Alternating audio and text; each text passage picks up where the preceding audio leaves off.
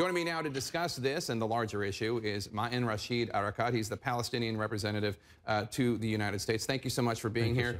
We appreciate it. So I know you do not represent Hamas. You represent the PLO. But seeing that video, do you understand or even support Israel's mission to say they need to destroy these tunnels?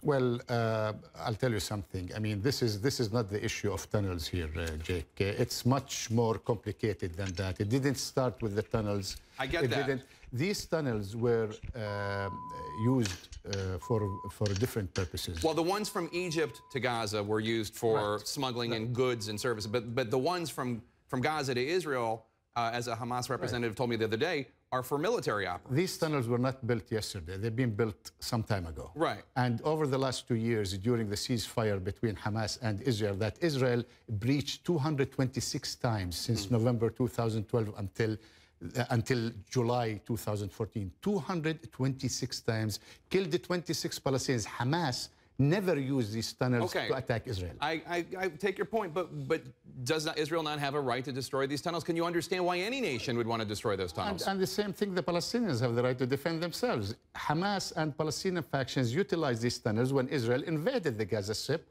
started their air campaign, killed 1,432 Palestinians so far. So every nation, every people has the right to defend themselves. But if we're trying to seek a way out of this, all right, all this death, most of it on the Palestinian side, wouldn't agreeing to shut down these tunnels be a good start? Well, it will be if Israel also promises not to continue its aggression against the Palestinians. I mean, look at the numbers, Jake. I mean, number and scenes and videos and pictures that are coming to you speak for themselves. I understand, but the Israelis, you know, they would argue it's not a question of numbers. This is what they argue. It's not a question of numbers. It's a question of intent. And certainly Hamas has tried to kill as many Israelis as the Israelis have succeeded in killing in Gaza. I'm not saying any of it's any good. But if it's not for the lack of trying by Hamas. You know, when I listen to people describing Palestinian faction as being terrorist and they have terrorist intentions, and I look at the number of civilian kills here, I ask myself, who is the terrorist in this confrontation, in this conflict? The one who killed 1,432, 80% of them civilians, or Hamas, which killed only 57 Israeli soldiers and 1 Israeli civilian? With all due respect, that's because they're not very good. Well, they're certainly trying to kill more Israelis. This is not the case. They killed most of these Israeli soldiers when they went into the Gaza Strip. Right.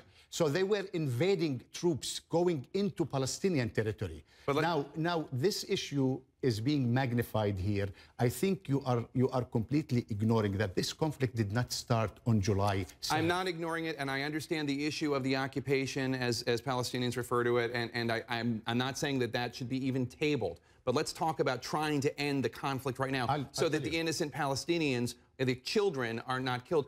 Wasn't it a mistake by Hamas a few days ago to reject the Palestinian Liberation Organization and the PA's larger ceasefire proposal? Well, the PLO said at the time that the announcement was made prematurely without finishing the deliberations with Hamas. Let me tell you how this can get ended, Jake.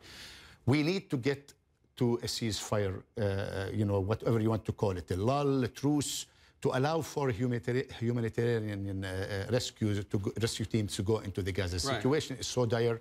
Medicine is you know, there's a shortage of medicine, no clean water, no electricity. No electricity. That's why I don't understand why there isn't an agreement to a ceasefire. You need to take advantage of that temporary truce to engage the two sides with the help of Egypt and other international players. Hamas rejected the Egyptian ceasefire proposal, sir. I understand. Hamas rejected because the ceasefire did not include a political solution to the conflict. This conflict is the result of the Israeli blockade that has been imposed on the Gaza Strip for 7 years. People are in an open-air prison. They cannot even leave the Gaza Strip. There is a political problem there. Once this period is achieved, the two parties will meet with the help with the Egyptians and other international players. They will discuss the details of a longer-term arrangement that will allow for a quiet and peace to prevail on the borders.